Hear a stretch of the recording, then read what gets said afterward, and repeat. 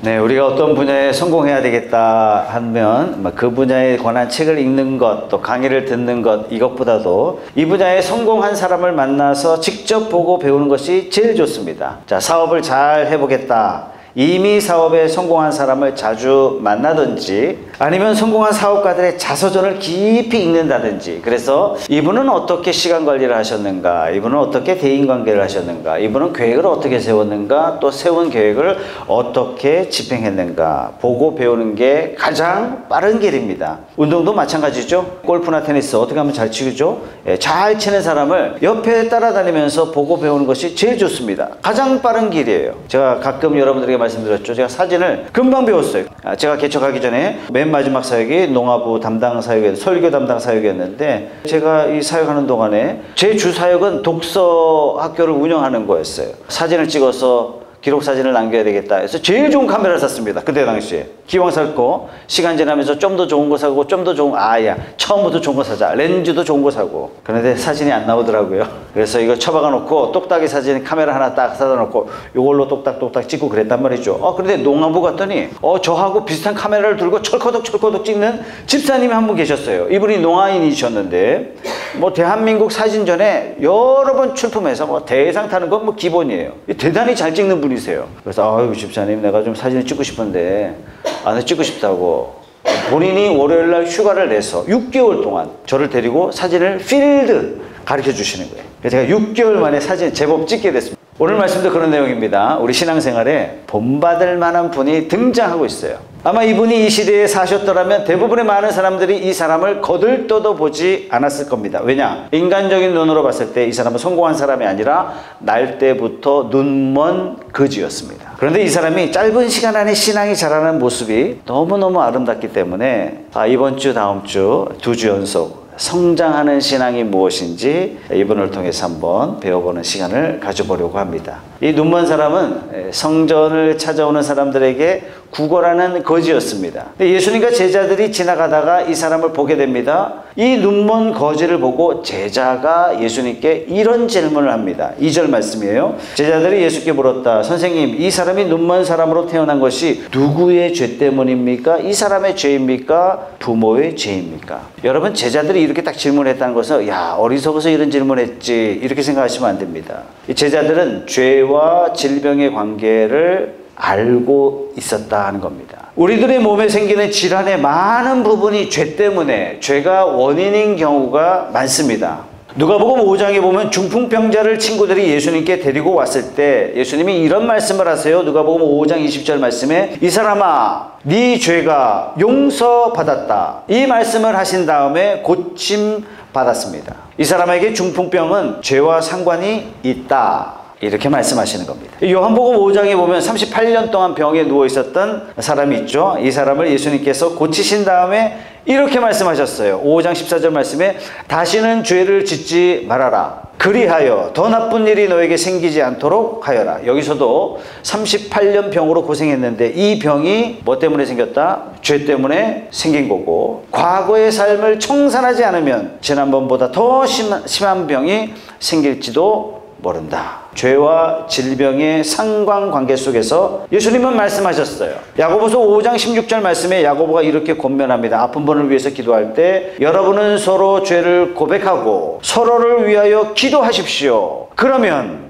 여러분은 낫게 될 것입니다. 그래서 병 낫기를 위해서 기도하기 전에 먼저 뭐 해라? 서로 죄를 고백해라. 질병과 죄의 상관관계를 전제하여 말씀하셨습니다. 그래서 우리에게 생기는 많은 질병들은 죄와 아주 밀접한 관련이 있기 때문에 우리가 정말 질병으로부터 치료받기를 원한다면 제일 먼저 뭐 해야 돼요? 회개해야 됩니다. 철저한 회개가 일어나야 돼요. 하나님 앞에 모든 것을 회개하고 깨끗함을 받은 다음에 하나님, 저 고쳐주세요. 이런 거 없이 병 낫기만을 기도한다면 치료의 역사가 일어나지 않습니다. 예수님의 제자들은 이 질병과 죄의 상관관계를 알았기 때문에 그래서 이런 질문을 하는 겁니다. 이 사람이 눈먼 자로 태어난 것이 자기 죄 때문입니까? 아니면 부모 죄 때문입니까? 이렇게 물어본 것입니다.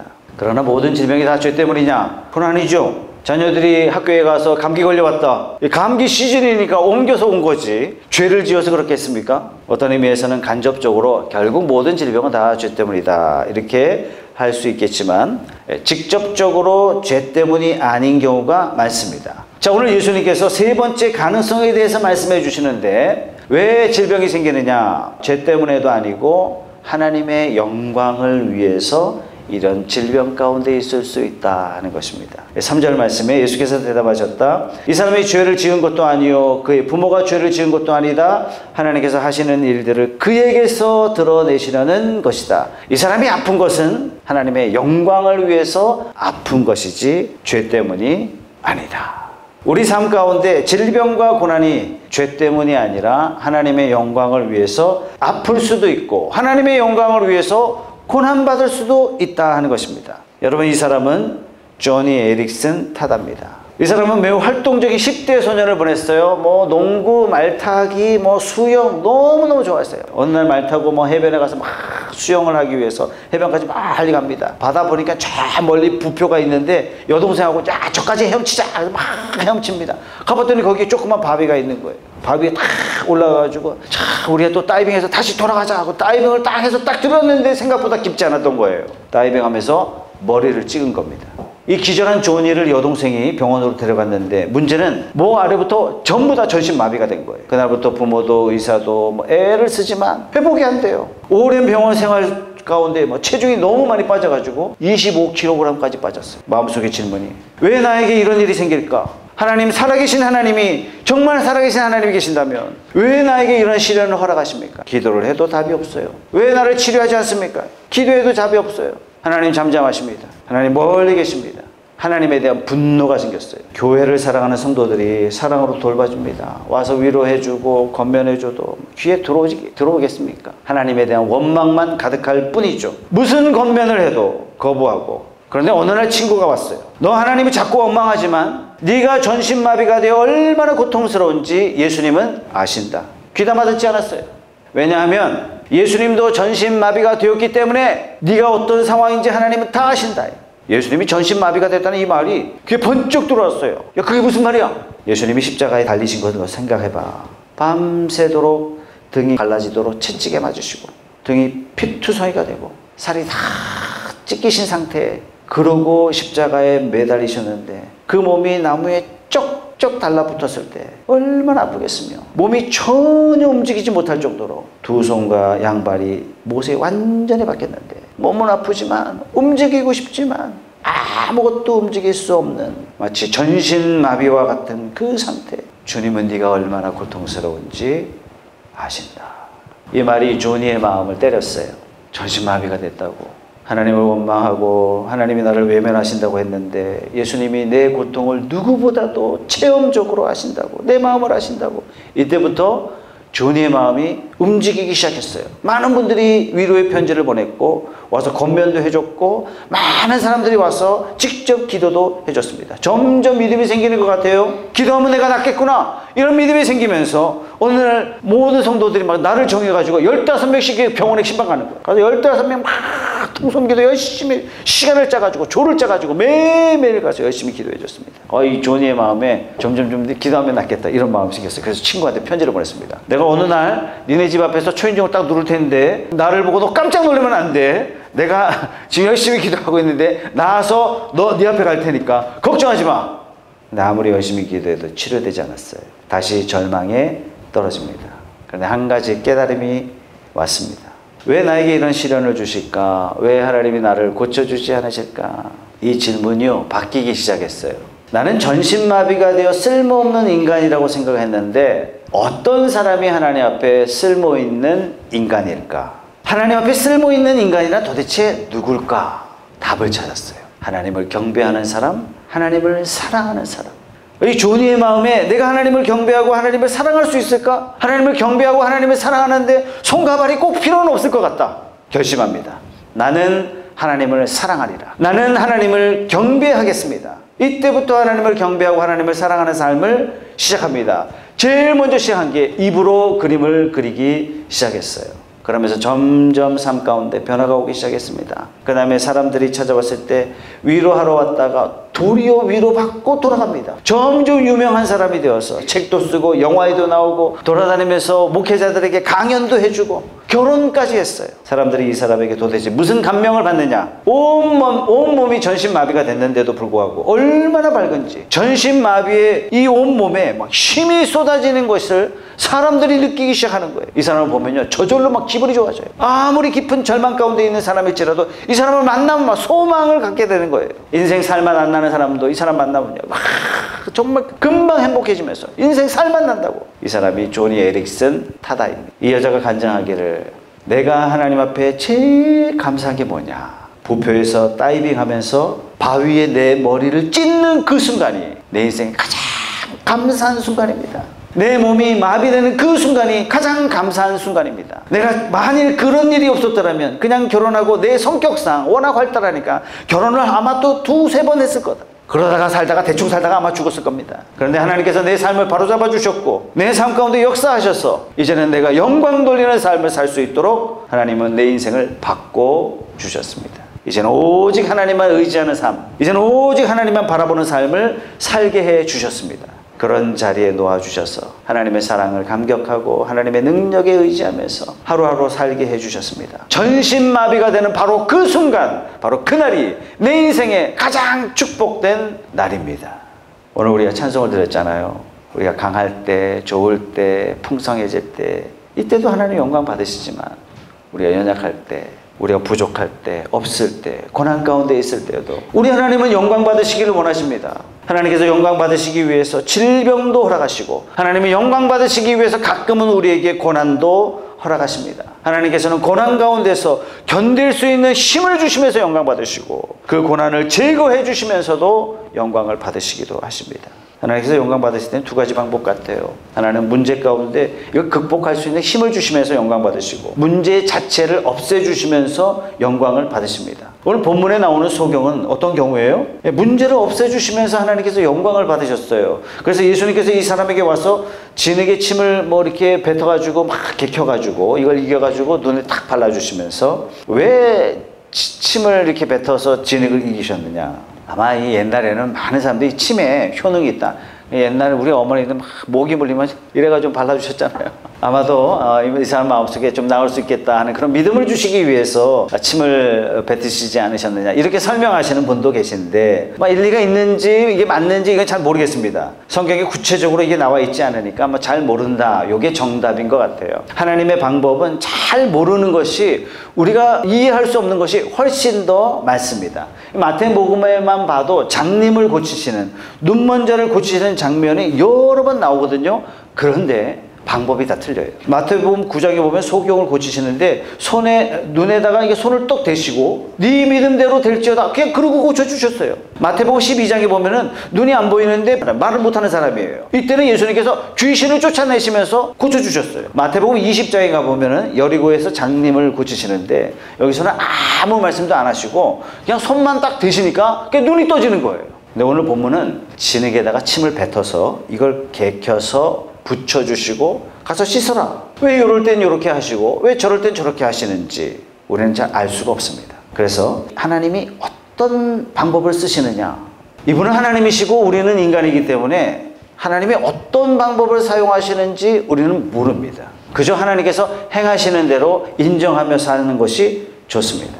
어떤 분은 이 자꾸 초월하신 하나님을 자기 머릿속에서 이해하려고 그래요. 왜 이때 침을 뱉으셨는지, 왜 이때 선포하셨는지 이걸 깨알같이 설명하려고 하는 사람이 있습니다. 하나님을 이해하려고 노력하는 사람이 있어요. 여러분, 근대 철학이 발달하게 된 배경이 뭐죠? 화두가 뭐죠? 이게 이성입니다. 이성. 나는 생각한다. 고로 존재한다. 합리주의를 만들었습니다. 근데 어떤 근대 철학자, 신학자가 이런 질문을 던져요. 과연 하나님은 자기 자신도 들 수 없는 엄청난 무게의 그 어떤 물체를 만드실 수 있나? 만드실 수 있다면 못 들어서 전능함이 깨지고, 못 만든다 그러면 못 만드시니까 전능함이 깨지고. 좋은 질문 같아요. 이게 사변론자의 질문입니다. 천지 창조하시기 전에 하나님은 도대체 뭐 하셨나? 영원하신 하나님인데 하나님 뭐 하셨을까요? 이런 생각으로 자기 이성 안에 하나님을 가둬두려고 하는 인간들을 보내시려고 천지 창조하기 전에 뭐 하셨다고요? 지옥 만들고 계셨다. 하나님은 언제나 인간의 기대와 상상과 생각을 언제나 뛰어넘었습니다. 그래서 신앙생활이 재밌습니다. 언제나 우리 생각을 뛰어넘기 때문에 가끔 가다가 하나님께서 우리에게 서프라이즈를 선물해 주세요. 기도했더니 이렇게 하나님이 응답하셨다. 그런데 다음에 또 똑같이 요렇게 기도했더니 요렇게 응답하실 것이다. 이렇게 기대하지는 마십시오. 절대로 그렇지 않습니다. 우리가 상상할 수 없는 전혀 다른 방법으로 응답하시고 준비하십니다. 하나님은 우리를 사랑하십니다. 그래서 우리를 언제나 놀래키세요. 신앙생활을 즐기시려거든 과거의 구습과 전통에 매여 있어서는 절대로 안 됩니다. 내가 산기도 갔더니 하나님께서 이렇게 응답하셨어. 너도 산기도 가. 다 틀려요. 하나님 방법이 다르십니다. 사람이 다 다르기 때문에 다 다르게 역사하세요. 작년에 이런 방법으로 역사하셨지만 올해도 이렇게 하실 것이다. 천만에요. 절대로 그렇지 않습니다. 올해는 이런 방법으로 은혜 주셨지만 내년에는 전혀 다른 방법으로 하나님께서 은혜를 주십니다. 이런 신앙의 재미를 누리려면 우리는 항상 주님의 음성에 귀를 기울이고 하나님께서 어떻게 역사하시나 하나님을 틀에 가두려 하지 마시고 내 생각과 내 고집에 가두지 말고 하나님의 일하심을 열린 마음으로 기대하셔야 됩니다. 그래서 하나님께서는 이사야 55장 8절 말씀에 이렇게 말씀하시죠. 나의 생각은 너의 생각과 다르며 너의 길은 나의 길과 다르다. 주님께서 하신 말씀이다. 하늘이 땅보다 높듯이 나의 길은 너희의 길보다 높으며 나의 생각은 너희의 생각보다 높다. 이것을 빨리 인정하면 인정할수록 우리 삶 가운데 왜 이렇게 하셨어? 왜 이렇게 하셨어? 왜? 라는 질문이 없어질수록 우리 하나님과 관계가 돈독해지고 하나님의 능력과 은총을 맛볼 수 있는 삶이 됩니다.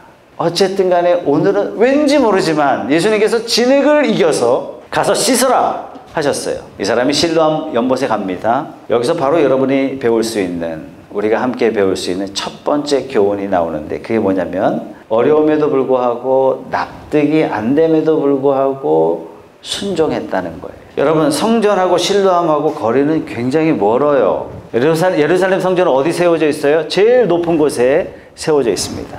예수님이 데리고 가지 않으셨어요. 가파른 길을 헤매고 찾아가야 하는 곳이 실로암 연못입니다. 예수님이 함께 가지 않고 그냥 가라 하셨어요. 이 사람은 성전에 앉아서 구걸이나 하던 사람이에요. 우리 성도님 중에 그런 분 계시죠? 교회하고 집만 이게 운전할 줄 알지 딴 길로 가자 그러면 좀 낯설어서 좀 불편해 하시는 분 계시잖아요. 눈만 이 사람은 더 하면 더 했겠죠. 자기 집하고 성전 말고는 어쩌면 가는 길 자체가 매우 힘들었던 사람이었을 겁니다. 더더군다나 이 사람은 예수님이 어떤 분인지 몰랐어요. 본인이 예수님을 찾은 것도 아니에요. 예수님이 그냥 가서 그냥 고쳐주신 거예요. 그냥 예수라는 것 말고는 아무것도 정보가 없는 사람이에요. 근데 여러분 소경 바디메오 들어보셨죠? 이 사람은 예수님을 만났고 예수님이 다윗의 아들이고 유대인이 기다려왔던 메시아라는 사실을 바디메오는 알았어요. 다윗의 자손 예수야 선포합니다. 그런데 오늘 나오는 이 소경은 예수님이 어떤 분인지 전혀 몰랐어요. 기대감이 없던 얘기예요. 그럼에도 불구하고 가라고 말씀하셨을 때 순종합니다.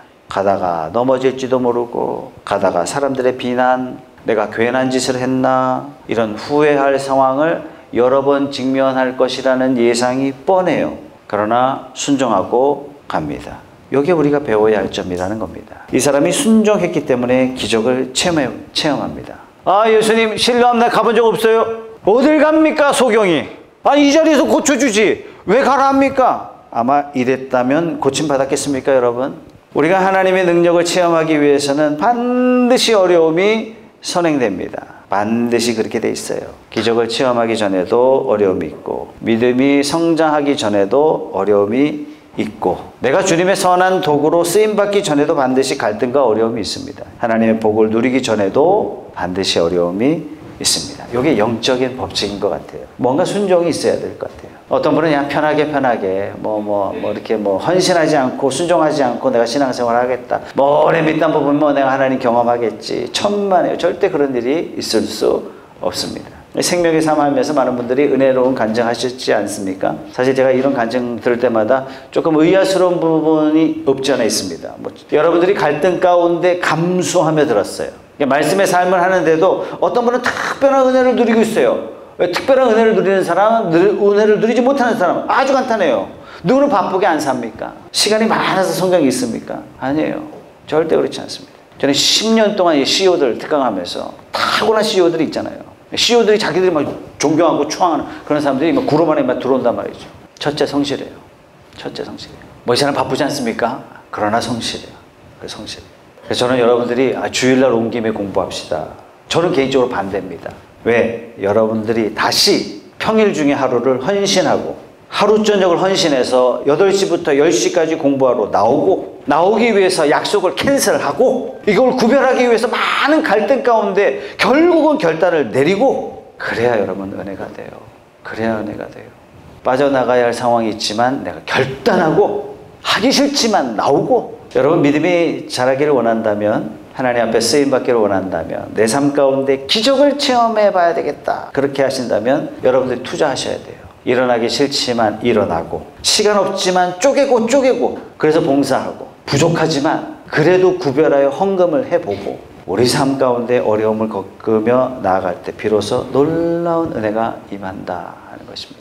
오늘 예수님께서 눈먼 자에게 왜 이렇게 하셨는지 잘 모르겠지만 실로암 가서 씻어라 명령했을 때 이 사람이 그냥 순종합니다. 그랬더니 이런 일이 벌어졌어요. 7절 말씀에 그에게 실로암 못으로 가서 씻으라고 말씀하셨다. 실로암은 번역하면 보냄을 받았다는 뜻이다. 그 눈먼 사람이 가서 씻고 눈이 밝아져서 돌아갔다. 여러분 좀 시끄럽지 않습니까? 놀라운 일이에요. 여러분 구약성경 읽으면서 눈먼 자가 눈을 떴다 이런 기록이 있습니까? 어디도 없어요. 여러분 주변에 이런 일이 일어났다. 그럼 어떤 일이 일어난 겁니까? 천지개벽이에요. 천지개벽. 근데 뭐라고 썼어요? 씻었고 눈을 떴고 집에 갔다. 끝. 이 기록을 누가 썼습니까? 이렇게 심플하게 썼다는 얘기는 뭐냐면 이 기록을 기록하고 있는 사도 요한이 썼는데 사도 요한의 입장에서 보면 눈먼 자가 예수님 만나서 눈 뜨게 된 것은 너무나 당연하다. 놀랄 일이 전혀 아니다. 이런 표현이에요. 만약에 없는 이야기를 지어내서 사람들에게 이걸 쓰고 있다면 여기 믿도록 막 여러 가지 묘사를 많이 썼을 거예요. 근데 여러분 성경 보세요. 성경에 이런 장면이 거의 없습니다. 물고기 2마리야 보리떡 5개로 5,000명이 먹었다. 끝. 저 같으면 소설을 쓸 텐데 이게 굉장한 일 아니겠습니까? 평생 있을 수 없는 일이 벌어졌는데 이걸 이렇게 썼단 말이에요. 여러분 눈먼 자로 태어났는데 눈을 떴다. 어떻게 한 줄로 끝낼 수 있습니까? 십자가 사건도 마찬가지입니다. 누가복음 23장 33절 보세요. 그들은 해골이라 하는 곳에 이르러서 거기서 예수를 십자가에 달고 그 제수들도 그렇게 하였는데 한 사람은 그의 오른쪽에 한 사람은 그의 왼쪽에 달았다. 끝. 저 같으면 예수님이 얼마나 아프셨을까. 장편 소설을 쓰고도 남았을 텐데 바로 이런 것이 이 심플한 기록이 우리에게 무엇을 알려주시느냐. 성경은 사람이 만든 이야기가 아니라 사실 그대로 하나님께서 행하신 그 일을 성령께서 담백하게 인간의 모든 감정을 절제하고 우리에게 사실만 기록한 겁니다. 왜요? 믿든지 아니 믿든지 결단하라. 오늘 눈먼 자가 실로암 연못에 가서 눈을 씻었습니다. 고침 받았습니다. 사람들이 보니까 얼굴은 익숙한데 앞을 보게 되니까 이게 의아한 거예요. 아니 이놈이 성전 앞에서 구걸하던 놈 같은데 그놈은 보지 못했던 사람 같은데 이 사람은 본단 말이에요. 이 사람이 맞나? 이런 생각을 하고 있는 거예요. 그래서 9절 말씀해 보십시오. 내가 바로 그 사람이요. 10절 말씀. 사람들이 그에게 물었다. 그러면 어떻게 눈을 뜨게 되었어? 그가 대답하였다. 예수라는 사람이 진흙을 개어 내 눈에 바르고 나더러 실로암에 가서 씻으라 하였소. 그래서 내가 가서 씻었더니 보게 되었소. 두 번째 이 사람에게 우리가 배울 수 있는 부분이 바로 이런 건데요. 하나님의 능력을 체험하고 나서 즉시 간증합니다. 자기가 원하는 그 이상을 얻었으니 사람들 앞에 부끄럽지 않습니까? 평생 거지로 살았고 사람들 앞에 인정받지 못했던 사람으로 삶을 살았는데 그냥 부끄러워서 집에 그냥 갈 수도 있는 문제 아니겠습니까?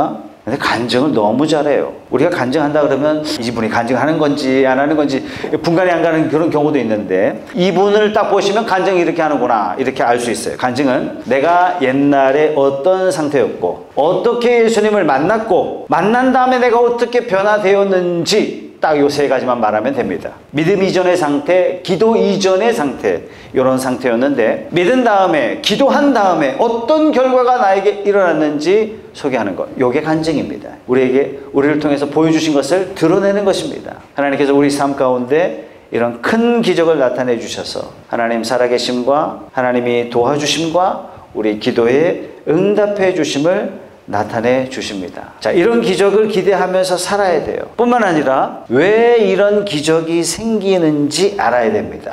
하나님께서 기적 왜 우리에게 주십니까? 하나님의 영광을 위해서 주십니다. 어떤 분들은 이런 생각을 해요. 아니 그러면 하나님의 영광을 위해서 이 사람을 소경 만들었단 말이냐? 꼭 이렇게 생각하시는 분도 있는데 왜 이런 질문을 던지느냐? 자기 분수를 모르기 때문에 이런 질문을 하는 겁니다. 하나님께서 우리 왜 만드셨어요? 영광 받으시기 위해서 만드셨지 않습니까? 우리 자매님들, 우리 여자 집사님들 출근할 때, 중요한 모임에 갈 때 귀걸이 하잖아요. 그죠? 여러분 가지고 있는 귀걸이 중에 싼 귀걸이도 있을 것이고 비싼 귀걸이도 있을 것이고 가격을 떠나서 나에게 아주 귀한 귀걸이도 있을 것이고 칭찬 많이 받는 귀걸이도 있을 것이고 교회 나가거나 어떤 모임에 가면 이 귀걸이 한번 걸쳤다가 빼고 이거 한번 해봤다가 빼고 그래서 어떤 옷에 만나 자꾸 그런단 말이죠. 그런데 귀걸이가 말을 한다고 한번 생각해 봅시다. 가장 비싼 귀걸이가 아니 왜 나를 자꾸 들었다 놨다 하는 거야? 내가 답인데. 그럼 여러분들이 뭐라고 말할 겁니까? 내가 귀걸이를 위해서 착용하냐? 나를 위해서 착용하냐? 건방진게 이렇게 말하지 않겠습니까? 귀걸이가 분수를 몰라서 그래. 지가 아무리 비싼들 누구를 위해서 존재하는 거예요? 마찬가지입니다. 내가 아무리 잘난들 내가 누구를 위해서 존재합니까? 하나님을 위해서 존재하는 거 아니겠습니까? 근데 이 분수를 모르니까 하나님 왜 그러셨냐고, 아니 왜 그러셨냐고 따지는 겁니다. 우리 인생의 연극이라면 주연이 누구라고요? 예수님. 우리는 주연입니다. 하나님께서 우리 영광을 위해서 존재하는 것이 아니라 우리가 하나님의 영광을 위해서 존재합니다. 우리가 하나님께 영광 돌리는 삶을 살겠노라 마음 먹고 있으면 하나님께서는 기적을 통해서라도 우리 문제 해결해 주시고 영광 받으시고 고난 가운데 고난을 이기는 힘을 주시면서 우리에게 영광을 받으시고 하나님께서는 언제나 영광 받으셔야 하기 때문에 우리 삶에 이렇게 역사하십니다. 그렇게 생각한다면 얼마나 신나는 인생입니까? 그래서 우리가 아까 찬송 가운데 기쁨 가운데도 우리가 찬송하지만 힘들고 어려운 가운데도 하나님을 찬양합니다. 장미꽃 아름다움을 보고도 감사하지만 장미꽃 가시 보고도 감사하는 그런 저와 여러분들이 다 되시길 주님의 이름으로 축복합니다. 우리가 하나님께 영광이 되는 삶을 살겠다 이런 마음만 먹으면 고통을 통해서도 우리는 하나님께 영광이 될 수 있습니다. 그래서 삶의 목적이 딱 정해지면요 인생이 심플해져요. 내가 하나님의 영광을 위한 건데 부하면 어떻고 가난하면 어떻습니까? 삶이 편안해져요. 왜 어려움이 생기면 큰일 났다 당하지 않고 우리가 하나님께 무슨 영광을 받으시려고 하나님께서 나에게 이런 고난을 주시나 왜 주세요? 어떤 환경 가운데서도 하나님은 나를 통해서 영광 받으시기 때문에 성도님들 문제 만났을 때 열심히 기도하고 기적 달라고 매달리며 기도하시다가 기적을 체험하시면 하나님께 영광 돌리는 저와 여러분 되시기 바랍니다. 그러나 동시에 우리가 고난을 이겨낼 수 있는 힘을 주실 때, 고난을 견디게 하실 때, 고난을 그냥 주심도 감사하는, 고난 때문에 하나님께 영광 돌리는 그런 저와 여러분들이 다 되시길 주님의 이름으로 축복합니다. 아멘. 오랫동안 기도했는데 주님께서 너의 고난 가운데 영광 받기를 원한다 이렇게 말씀하시거든. 고난 가운데 주께 영광 돌리는 여러분 되십시다. 우리 마음에 딱 와요. 하나님께서 내게 인내를 원하시는구나. 고난을 지금 걷어가시는 것은 아니구나. 하나님께서 견딜 수 있는 힘과 이 고난 가운데도 하나님의 함께 하심을 믿고 오히려 감사하는 그런 마음을 주십시오. 그렇게 기도하십시오. 하나님께서 영광 받으시려고 우리를 불러주셨는데 우리 성도님들 능력을 받으시고 하나님께 영광 올려드리고 또 기적을 체험하면서 하나님께 영광 올려드리고 우리를 변화시켜 주시는 가운데에도 하나님께 영광 올려드리면서 그 하나님과 복을 누리는 귀한 성도님들 다 되시길 축복합니다. 하나님께서 영광 받으시기 위해서 때로는 고난도 주셨는데 원망하며 좌절하며 마치 하나님이 없는 것처럼 신앙생활한 것은 아닙니까? 주께서 은혜 주셨을 때 마치 내가 운이 좋아서 내가 실력이 좋아서 내가 괜찮은 사람인 것처럼 마치 하나님이 없어도 되는 것처럼 신앙생활 하지는 않았습니까? 내 삶이 어찌되었든 주께 영광 돌리는 삶이 되겠다는 결단의 기도를 드리는 시간 되시기 바랍니다. 예수 잘 믿는 배우자 주셨으면 내가 신나게 신앙생활 할 텐데 아니요. 이런 배우자 주신 것도 이런 가운데도 하나님께 영광을 올려드려야 됩니다. 물질 많이 주셨으면 내가 더 헌신하고 하나님께 더 영광이 될 텐데 천만에요. 지금 이 상황 가운데에도 변함없이 함께 하심을 믿고 견딜 수 있는 힘과 지혜 주심에 감사하며 하나님께 영광 돌리는 삶을 우리에게 원하십니다. 지금 내가 하는 불평거리 사실 되돌아보면 하나님 앞에 감사거리가 될 수 있습니다. 우리 하나님 앞에 묵상하며 기도하도록 하겠습니다. 원망과 불평을 다 버리고 바울이 고백한 것처럼 나는 죽어도 주를 위해 죽고 살아도 주를 위해 살겠습니다. 이 고백이 나의 고백이 되게 해주시옵소서. 우리 함께 침묵하며 기도하도록 하겠습니다.